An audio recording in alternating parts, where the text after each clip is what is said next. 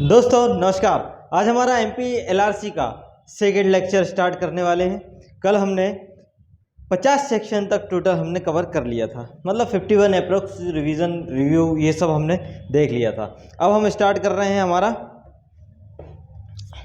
सीजीएलआरसी का आगे का पोर्शन कि हमें कहाँ कहाँ से आगे पोर्शन क्वेश्चन बन सकते हैं। चलिए, तो आशा करता हूँ आप लोगों ने वीडियो तो देख लिया होगा,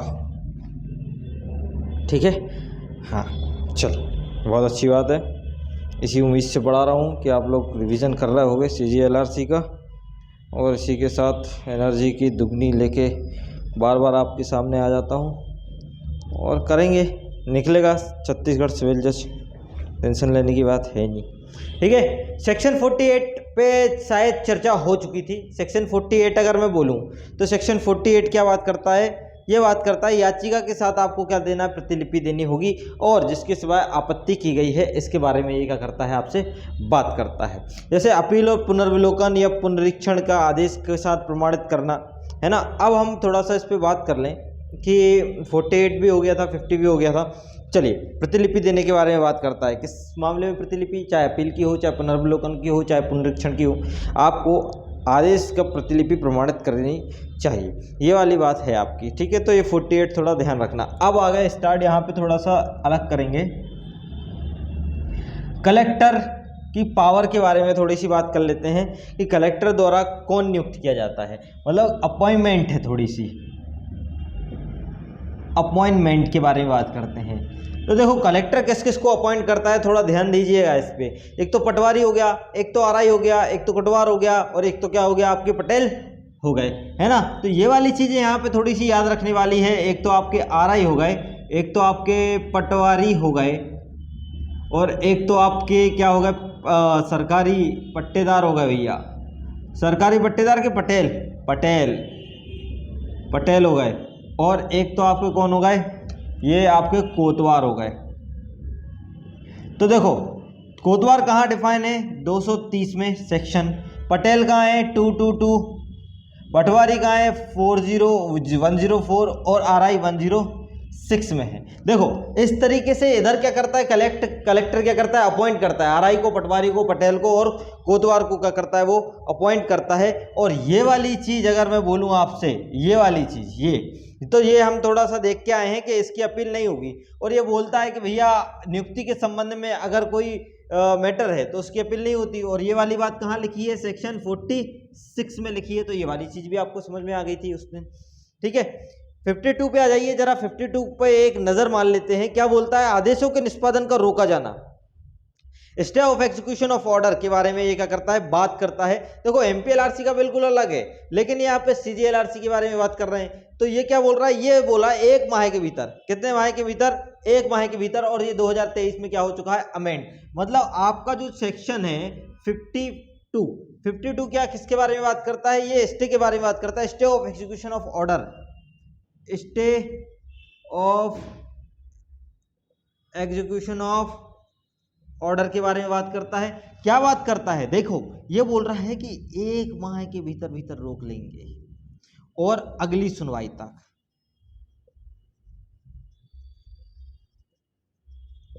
ये 1 माह आप यहाँ पे याद रखना। और ये वाली बात कहाँ लिखी है, इसके सबसेक्शन 2 में लिखी है। तो ये यहाँ से आपको इतना से चीज तो आपको क्या हो जाएगी, क्लियर हो जाएगी। चलिए, अब थोड़ा सा और आगे बढ़ जाते हैं इस पे। देखो, इस पे थोड़ी सी और आगे बढ़ते हैं। क्या लिखा है इस पे, आगे बढ़ के आगे ये लिखा है कि 57 पे आ जाइए, बस इसमें से यही पढ़ना है। एक और पढ़ लो, 54 पुनरीक्षण का लंबित रहना। अगर सेक्शन अकेली याद करनी है, पुनरीक्षण का लंबित रहना, रिवीजन का लंबित रहना, पेंडिंग के, तो ये 54 भी थोड़ा सा ध्यान आप दे सकते हो, पुनरीक्षण का लंबित रहने के बारे में आप अगर समझें। चलिए, अब हमारा 57 पे है। 57 क्या बात करता है, 57 बोलता है समस्त भूमियां किसकी भैया, हमारे राज्य सरकार की हैं। समस्त भूमियां किसकी, हमारे भैया राज्य सरकार की। तो 57 तो अपने आप में इंपॉर्टेंट है, जो कि बता देता है, ठीक है। तो आपका जो 57 है ये बोलता है समस्त भूमि, हिंदी में ही लिख रहा हूं, आप लोग इंग्लिश में रीड कर लेना, ठीक है। समस्त भूमि में अब कौन कौन आता है, देखो 3 चीजों में आप इसको बांट लो तो आपकी डेफिनेशन भी क्लियर हो जाएगी। एक तो जल में बांट लो, दूसरी चीज आप किस में बांट लो इसको, खान, खदान और खनिज, इसमें बांट लो, और तीसरी चीज आप वन में बांट लो। ठीक है, तो जो जल में बांटोगे, दो तरीके के जल होते हैं, एक होता है बहता हुआ, एक होता है रुका हुआ, यही उसमें लिखा है। वन भी दो तरीके के होते हैं, एक तो होते हैं प्रोटेक्टिव मतलब संरक्षित और आरक्षित, और संरक्षित आरक्षित रिजर्व, देखो है ना। ठीक है, ये संरक्षित, ठीक है, ये आपकी समस्त भूमियों में आ जाता है। ठीक है, इसी के साथ और समस्त भूमियां किसकी होती हैं भैया, स्टेट गवर्नमेंट, तो ये भी चीज आपको क्या करनी है, याद रखनी है। लेकिन अगर कोई डिस्प्यूट हो जाता है तो उसको डिस्प्यूट को कौन विनिश्चय करता है, डिस्प्यूट किसके बीच होता है, अगर भूमि से संबंधित डिस्प्यूट हो गया, जैसे कि आपने देखा होगा भूमि संबंधित डिस्प्यूट हो जाता है ना, रोड बननी है, वो स्टे लगाने के लिए, इंजेक्शन लगाने के लिए, ये सब चीजें, तो अगर कोई डिस्प्यूट अराइज हो गया किसके बीच, चाहे स्टेट गवर्नमेंट और प्राइवेट पर्सन के बीच,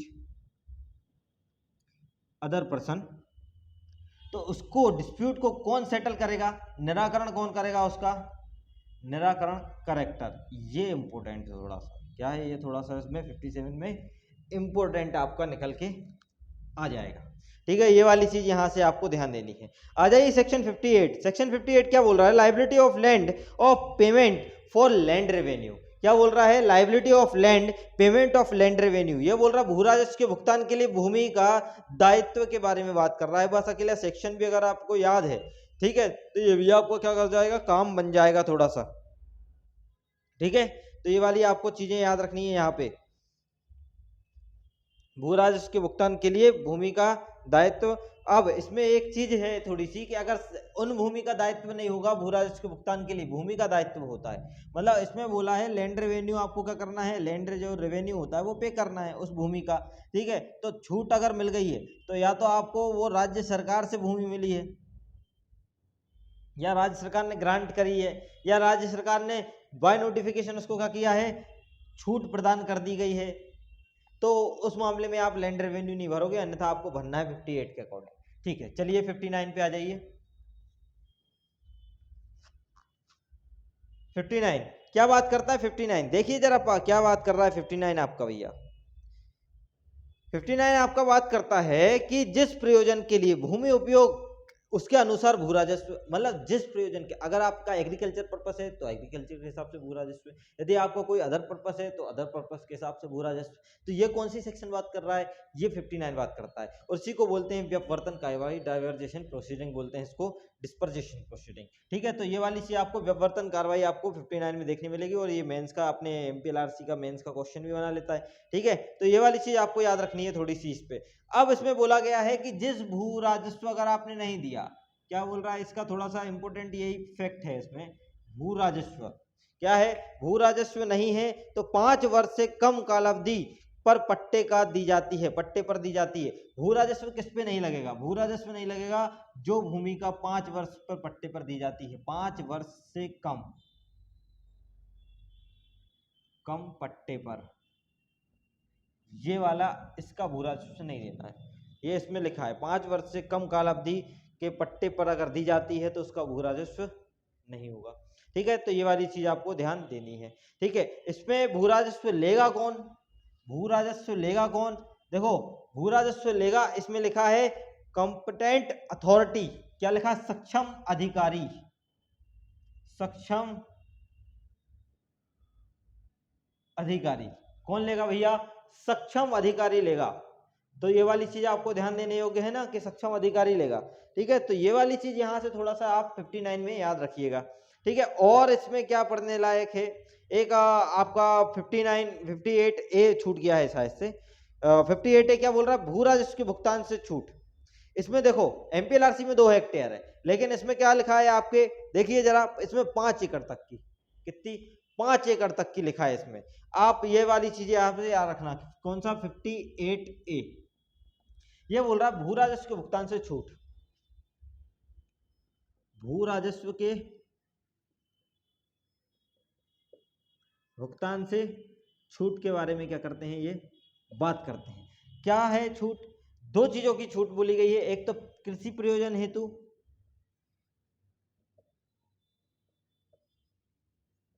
कृषि प्रयोजन हेतु, ठीक है। और दूसरा क्या है, अलाभप्रद खाता, अलाभप्रद खाता, उसमें देखना जरा आप अपनी बैरेक्ट में, ठीक है। ये मिलेगा आपको 58 के 4 वाले पॉइंट में, ए के 4 में, है ना। तो वहां पे आपको ये वाली चीज देखने मिलेगी, और वहां पे लिखा है 5 एकड़, 5 एकड़ से कम, तो भैया उसको क्या मिला गई है, उसको छूट दी गई है। ये वाली आपको थोड़ी सी याद रखना, गैर कृषि प्रयोजन, ठीक है। तो ये वाली चीज थोड़ी सी अपन को क्या करनी है, यहाँ पे याद रखनी है। क्लियर, आगे बढ़ते हैं आप सेक्शन 60 पे आ जाइए डायरेक्ट। और 50 भी तो आप 58 भी साथ में अगर देखना है तो वो तो आपको 58 भी तो आपको खाता होल्डिंग के बारे में बात करता है, इसको 2i के साथ पढ़ लेना तो आपका काम बन जाएगा, ठीक है। चलो आगे बढ़ रहा हूँ, गैर कृषि योजन और 5 एकड़ से कम, तो ये वाली थोड़ी सी बात यहाँ पे याद रखनी है, गैर कृषि प्रयोजन लिख दिया था मैंने, ठीक है। चलो उसके बाद अब चैप्टर 7 पे आ जाते हैं, ये हमारा चैप्टर हो गया पूरा खत्म, ठीक है। भू राजस्व भूमि ये चैप्टर 6 था, और चैप्टर 5 भी हमने अपील, पुनर्वलोकन और रिवीजन पढ़ लिया है। अब चैप्टर 7 और चैप्टर 8 साथ में देखेंगे। पहले हम चैप्टर 7 देखते हैं। चैप्टर 7 क्या है, चैप्टर 7 ये किसके बारे में बात कर रहा है, ये आपके भू सर्वेक्षण के बारे में बात करता है। किसके बारे में बात करता है, आपके भू सर्वेक्षण। भू सर्वेक्षण किस पे होता है, नगरीतर क्षेत्रों में होता है। किस में होता है, नगरीतर, नॉन अर्बन एरिया, ठीक है। और जो आपका चैप्टर 8 बनेगा, चैप्टर 8 ये किस पे होता है, ये आपका चैप्टर 8 का नाम पहले तो याद रखना है आपको, क्या है आपके चैप्टर 8 का नाम, वो भू अभिलेख के बारे में, निर्धारण के बारे में, कि भूमि का निर्धारण और पुनर्निर्धारण, भूमि का निर्धारण और पुनर्निर्धारण, इसके बारे में वो क्या करता है, आपका बात करता है कि भूमि का निर्धारण और पुनर्निर्धारण के बारे में। देखिए क्या बात कर रहा है, भूमि का निर्धारण पुनर्निर्धारण के बारे में ये वाली बात करता है, और ये नगरीय क्षेत्र में।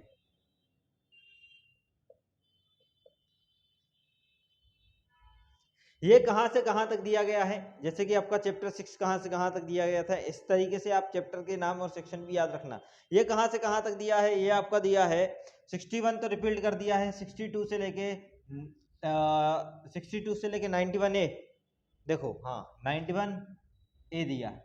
और ये कहां से कहां तक दिया है, तो अगर ये 91A तक दिया है तो ये कहां से होगा, 92 से 103 तक होगा, 103 तक। अगर मैं बोलूं कि इस चैप्टर में रिपील्ड सेक्शन कितने हैं, जो अपन को पढ़ना ही नहीं है, तो रिपील्ड सेक्शन की एक लिस्ट बना लो, जैसे कि मैंने बनाई है, कैसी, 83, 86, 87, 76, 78, 79 और 81 का 6, ये वाले यहाँ पे रिपील्ड सेक्शन आपको देखने मिलेंगे। यहाँ पे कौन से मिलेंगे, यहाँ पे अगर मैं बोलूँ कि रिपील्ड सेक्शन देखने मिलेंगे आपको, तो वो रिपील्ड सेक्शन मिलेंगे आपको 97, 98 और 99 और 101, 102, 103 भी।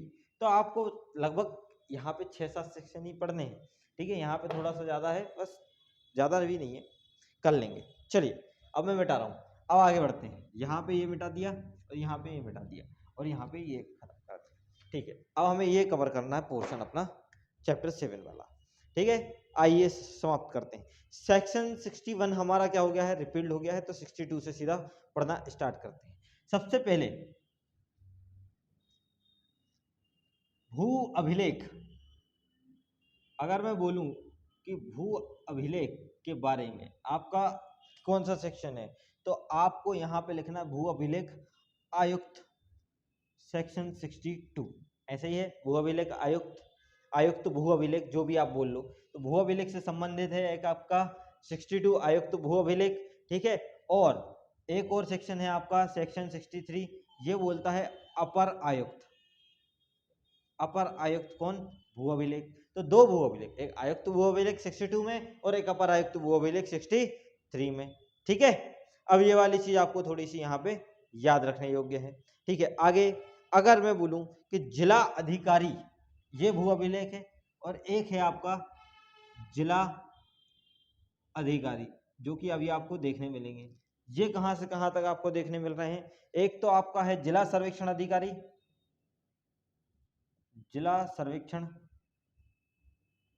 अधिकारी। एक आपका होता है सहायक सर्वेक्षण अधिकारी, सहायक सर्वेक्षण अधिकारी। एक आपका कौन होता है? उप सर्वेक्षण अधिकारी, उप सर्वेक्षण अधिकारी। ठीक है, तो सहायक सर्वेक्षण अधिकारी, उप सर्वेक्षण अधिकारी और जिला सर्वेक्षण अधिकारी की पावर, पावर, और ये पावर कहाँ बताई गई है भैया? सेक्शन 65 में। ठीक है, जिला सर्वेक्षण अधिकारी, सहायक सर्वेक्षण अधिकारी, उप सर्वेक्षण अधिकारी की जो पावर है वो पावर कहाँ है? 65 में आपको पावर बताई गई है। तो फिर भैया नियुक्ति के संबंध में अगर मैं बोलूं कि अपर आयुक्त भू अभिलेख, आयुक्त भू अभिलेख की नियुक्ति कौन करेगा भैया? State government. नियुक्ति कौन करेगा? State government. ठीक है, क्लियर कि नहीं क्लियर? ठीक है, और इन अधिकारी की नियुक्ति कहाँ है? जिला सर्वेक्षण अधिकारी, उप सर्वेक्षण अधिकारी, सहायक सर्वेक्षण अधिकारी की नियुक्ति, तो ये इनकी पावर 65 में और इन्हीं की नियुक्ति 64 सेक्शन में। ठीक है, तो आपको क्लियर हो जाएगा 63, 62, 64, मतलब अपॉइंटमेंट, अपॉइंटमेंट आपको साथ में पढ़ लो। 62, 63, 64 ये अपॉइंटमेंट, और पावर 65 में आपको बताई गई है जिला सर्वेक्षण अधिकारी, उप सर्वेक्षण अधिकारी और सहायक सर्वेक्षण अधिकारी की पावर आपको बताई गई है। क्लियर?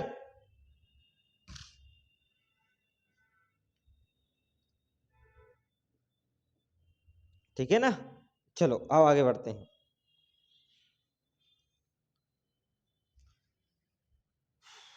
66 देख लीजिए जरा एक बार। 66, 62 हो गया, 3 हो गया, 4 हो गया, 5 हो गया, 66 क्यों छोड़ रहे हैं? इसी के साथ लिख लो सेक्शन 66। क्या बोल रहा है सेक्शन 66? भू सर्वेक्षण, किसके बारे में बात कर रहा है ये? भू सर्वेक्षण। मतलब आपका चैप्टर 7 की अगर परिभाषा कहाँ है पूछा जाए तो भू सर्वेक्षण की परिभाषा कहाँ है? यहाँ पे भैया। भू सर्वेक्षण की परिभाषा कितनी खतरनाक परिभाषा है आइए देखते हैं। देखिए, किसी भी सर्वेक्षण संख्यांक, भूखंड संख्यांक, सर्वेक्षण संख्यांक, भूखंड संख्यांक, है ना, तो इनका क्या करता है वो? विभाजन, विभाजित करना। ठीक है, विभाजित करना। दूसरा वर्ड इसमें लिखा है मान्यता देना उनको, मान्यता, विभाजित करना, मान्यता देना। तीसरा पुनर्गठित करना, क्या करना? पुनर्गठित करना, पुनर्गठित करना। और जो चौथा आपका बनने वाला है वो कौन सा है आपको? विरचना करना, विरचना, नामों की विरचना वगैरह। तो ये वाली आपको क्या है? ये भू सर्वेक्षण की परिभाषा में विभाजन करना, भूखंड संख्या, सर्वेक्षण संख्या का विभाजन करना, मान्यता देना, पुनर्गठित करना और विरचना करना, है ना। तो ये वाली आपको नवीन विरचना करना है ना, विरचना, नवीन, नवीन विरचना। ठीक है, ये वाली आपको चीजें याद रखनी है। अब सर्वेक्षण, भू सर्वेक्षण संख्यांक अगर मैं बोलूं कि इसमें और क्या देखना है, इसमें अब मिटा रहा हूं, इसमें और देखते हैं अपन। ठीक है, ओहो हो सो गया। देखो 66 कितनी चीजें मिली हमें? 4 चीजें। एक तो विभाजित, एक तो मान्यता, एक तो नवीन विरचना, एक तो और इसमें क्या आता है आपका? विभाजित, मान्यता, नवीन विरचना, पुनर्गठित करना, वापस से पुनर्गठित। ठीक है, ये वाली चीज आपको तो यहाँ पे मिली। ठीक है, और क्या है? विभाजित करना, ये पहले वाले में है। दूसरे वाले में नक्शा, नक्शा बनाना। तीसरे वाले में आपका क्या लिखा है? खाते ग्राम का नक्शा बनाना। अधिकार अभिलेख तैयार करना, अधिकार अभिलेख तैयार करना। ठीक है, इसी के साथ चौथा भी लिख लेते हैं। चौथा क्या बोल रहा है आपका? अधिकार अभिलेख तैयार करना, और बस ये इतना ही है। ठीक है, अधिकार अभिलेख तैयार करना, खेत का ग्राम का नक्शा बनाना। ठीक है, ये ग्राम का नक्शा बनाना, अधिकार अभिलेख तैयार करना, विभाजित मान्यता, भूखंड संख्या और सर्वेक्षण संख्यांक का, ठीक है। तो ये वाली चीज यहाँ से थोड़ा याद रखना। अब अधिकार अभिलेख अगर मैं बोलूँ तो ये कहाँ डिफाइन है आपका, यहाँ पे कहाँ पे डिफाइन है आपका 108 पे, ठीक है, अधिकार अभिलेख, ठीक है। अधिकार अभिलेख क्या है, लगान या भू राजस्व हो तो वही भी अधिकार आ जाता है वहां पे, है ना, लगान या भू राजस्व है तो वहां पे क्या आ जाता है, ये अधिकार आपका आ जाता है। अगर मैं पूछूं कि अधिकार अभिलेख में अगर कोई मिस्टेक है, एरर है, तो एरर को सुधारने का अगर कोई प्रोविजन है तो है ना 113, और 113 में एसडीओ सुधारता है। कौन सुधारता भैया, एसडीओ। गलती सुधारता है कौन, एसडीओ सुधारता है अधिकार अभिलेख। लेकिन इसके साथ जब कलेक्टर जब पटवारी की नियुक्ति करता है तो पटवारी की नियुक्ति में भी ये वाला काम आ जाता है कि वो क्या करेगा, अधिकार अभिलेख की जो शुद्धिकरण करेगा वो भी कर सकता है, ठीक है। लेकिन जो जनरल प्रोविजन जो सेक्शन वाइज है तो ये आपका एसडीओ ही लगाना है, आपको पटवारी वहां पे नहीं लगाना। वो नियुक्ति कलेक्टर जब करता है तो फिर वो कार्य कर देता है ना। तो ये वाली चीज यहाँ पे थोड़ा सा आप ध्यान देना। चलिए अभी उसको आगे पढ़ेंगे तो आपको क्लियर हो जाएगा। ये एरर हो गया आपका, एसडीओ सुधारेगा इसमें एरर, ठीक है। ये वाली चीज आपको तैयार होना है। अब नक्शा के अंतर्गत क्या क्या दिया है उसमें वर्ड देखना आप। ये नक्शा क्या करते हैं, ये तो तैयार करते हैं, क्या करते हैं, तैयार करते हैं, सुधार करते हैं, और क्या करते हैं, तैयार, सुधार या निरीक्षक,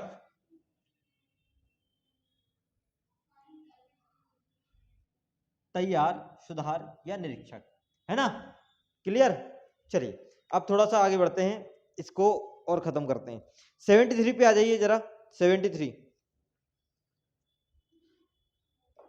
73 की अगर हेडिंग आप देखोगे उसमें क्या लिखा है, ग्राम को विभाजित करना, संयोजित करना और क्षेत्र को अपवर्जित करने की शक्ति सिर्फ किसकी है, जिला अधिकारी, सर्वेक्षण अधिकारी की शक्ति है। तो डीएसओ की पावर वहां पे थोड़ी सी देखने आपको मिल जाएगी, मतलब जिला अधिकारी की शक्ति, मतलब सेक्शन 73। सेक्शन 73 क्या बोलता है, सेक्शन 73 तीन चीजों की बात करता है। एक तो आपको ग्राम को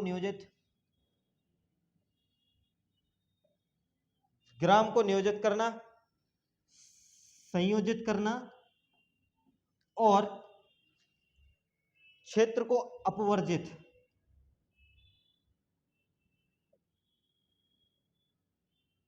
इनकी तीनों की पावर, इन तीनों की पावर के बारे में अगर बात करता है तो वो है आपका, किसकी पावर है ये, जिला सर्वेक्षण अधिकारी, डीएसओ। फुल फॉर्म लिखना जिला सर्वेक्षण अधिकारी, क्योंकि डीएसओ डिप्टी सर्वेक्षण अधिकारी भी है आपका, ठीक है। तो ये वाली चीज आपको थोड़ी सी याद रखनी है। तो 73 डायरेक्ट आ सकता है कि ग्राम को नियोजित करना, संयोजित करना और क्षेत्र को अपवर्जित करने की पावर किसकी है, डीएसओ की है, जिला सर्वेक्षण अधिकारी की है 73।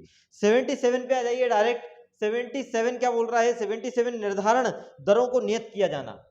सेक्शन 77 निर्धारित दरों को क्या कर देना, निर्धारित दरों को नियत किया जाना।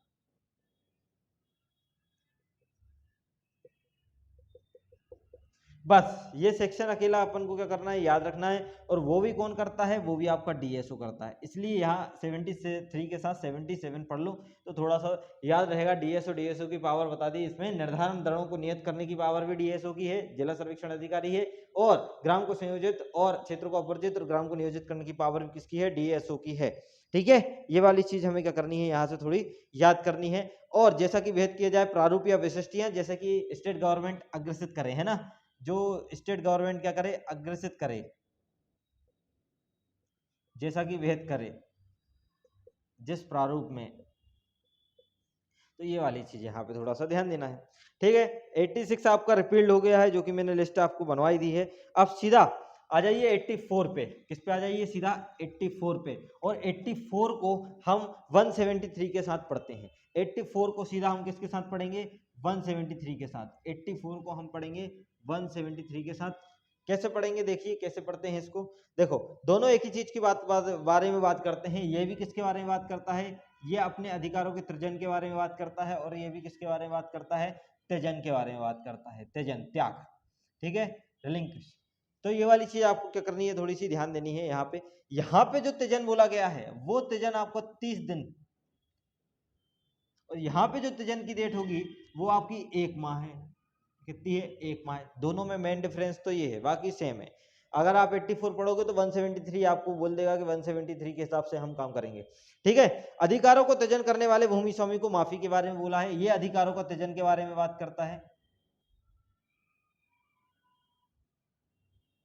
तो भूमि स्वामी की माफी, ठीक है, तो ये वाली चीज आपको ध्यान देनी है। एक कंडीशन इसमें इसमें थोड़ा सा लिख लो कि इस पे लोन वाली भूमि का क्या नहीं हो सकता, त्यजन नहीं हो सकता भैया, लोन वाली भूमि का त्यजन नहीं हो पाएगा। ये आपको प्री में आ सकता है कि लोन वाली भूमि का त्यजन नहीं होगा। चलिए अब आगे थोड़ा सा देखते हैं। अब इसमें जो बोलते हैं आवेदन किसको करना है, आवेदन इसमें 1 माह के भीतर करना है, इसमें 30 दिन के भीतर। ये क्या है, ये डेट है एप्लीकेशन की,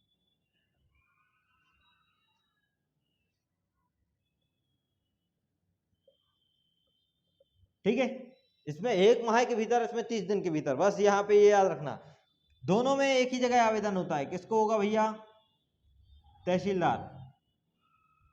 किसको होता है आवेदन रिलिंक्विशमेंट का, त्यजन का, तहसीलदार को होता है। ये क्या होता है, ये कृषि वर्ष प्रारंभ होने के 1 माह के पहले, कृषि वर्ष प्रारंभ के 1 माह के पहले, कृषि वर्ष प्रारंभ के 1 माह पहले, 1 माह नहीं मतलब 30 दिन, है ना, 30 दिन के पहले पहले किया जाता है। किसके पक्ष में होता है त्यजन, पक्ष देख लो जरा, त्यजन किसके पक्ष में होगा, सरकार। किसके पक्ष में होगा, सरकार के पक्ष में होगा त्यजन। प्रभाव क्या होगा, आगामी कृषि वर्ष से वह भूमि स्वामी नहीं रहेगा। प्रभाव ये रहेगा उसका त्यजन का कि वह आगामी कृषि वर्ष से क्या नहीं रहेगा, नो, ठीक है। तो समझ में आ रही, भूमि स्वामी नहीं रहेगा भैया वो, ठीक है।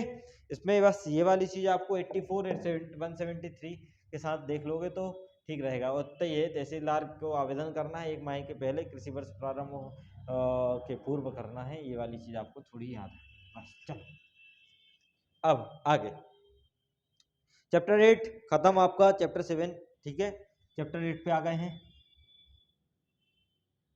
चैप्टर 8 क्या बोल रहा है, चैप्टर 8 आपका मैं बता ही चुका हूं, चैप्टर 8 बड़े अच्छे से, ठीक है, भूमि का निर्धारण और पुनर्निर्धारण के बारे में बात करता है, जो कि 92 से लेके हमें 103 तक हमें देखना है, ठीक है। अब इसमें देखो नगरीय क्षेत्र में जो 92 सेक्शन है आपका, 92 सेक्शन क्या बोलता है,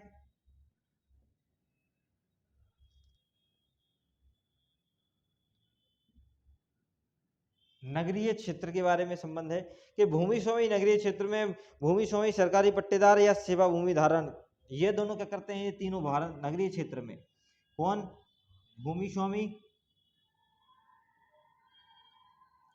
सरकारी पट्टेदार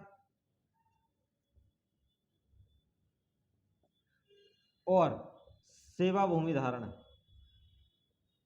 सेवा भूमि, ठीक है, सेवा भूमि धारक, ये तीनों क्या करते हैं भैया, ये तीनों भूमि धारण करते हैं, ये करते हैं भूमि को धारण। ऐसी भूमि धारण करते हैं नगरीय क्षेत्र में जो कृषि प्रयोजन के लिए, कृषि के लिए या कृषि से भिन्न प्रयोजन के लिए, जो कृषि प्रयोजन के लिए या कृषि से भिन्न प्रयोजन के लिए, कृषि प्रयोजन के लिए या कृषि से भिन्न प्रयोजन के लिए भूखंड संख्यांक, ऐसी भूमि धारण करते हैं जो कृषि प्रयोजन के या कृषि से भिन्न प्रयोजन के लिए। और नगरीय क्षेत्र में कौन होता है, भूखंड संख्यांक होता है। क्या होता है, भूखंड संख्यांक होता है। नगरीय क्षेत्र में क्या होता है, भूखंड संख्यांक होता है। तो भूखंड संख्यांक का लगान, भूखंड संख्यांक पे चाहे वो लगान हो और पुनरीक्षण, लगान और पुनरीक्षण निर्धारण करता है। और कौन करता है, वो करता है भैया आपका कलेक्टर साहब। कौन करते हैं आपके भैया, कलेक्टर साहब करते हैं। तो ये वाली चीजें यहां से थोड़ी सी आपको ध्यान देने योग्य वाली बात है, ठीक है। तो भूमि स्वामी नगरीय क्षेत्र में, भूमि स्वामी सरकारी पट्टेदार, सेवा भूमि धारक ऐसी भूमि धारण करते हैं जो कृषि प्रयोजन के लिए या कृषि प्रयोजन से भिन्न प्रयोजन, कृषि प्रयोजन से विभिन्न प्रयोजन के लिए भूखंड संख्यांक पर लगान या पुनरीक्षण का निर्धारण कौन करता है भैया? कलेक्टर करता है। और यही आपसे आपके 92 में इंपोर्टेंट है। कलेक्टर करेगा भूखंड संख्यांक पर लगान और पुनरीक्षण का निर्धारण। ठीक है, निर्धारण याद रखना, निर्धारण। ठीक है, निर्धारण, ये नीचे दिखेगा नहीं लेकिन लिख देता हूं, निर्धारण। तो ये वाली चीज आपका ठीक है, क्लियर। चलिए 93 देखिए, 93 भूमि को भूखंड संख्यांक में विभाजित करने की शक्ति। ओनली कलेक्टर लिख लीजिए, वो पे काम हो जाएगा आपका। भूमि को 93 में भूमि को भूखंड संख्यांक में निर्धारण करने की शक्ति की अगर मैं बात करूं तो वो किसकी पावर है भैया? वो कलेक्टर की पावर है। किसकी पावर है? कलेक्टर की भैया पावर है। चलिए चैप्टर 8 में आपको 92 और 93 ही पढ़ना है, बस इतने में आपका काम हो जाएगा। ठीक है,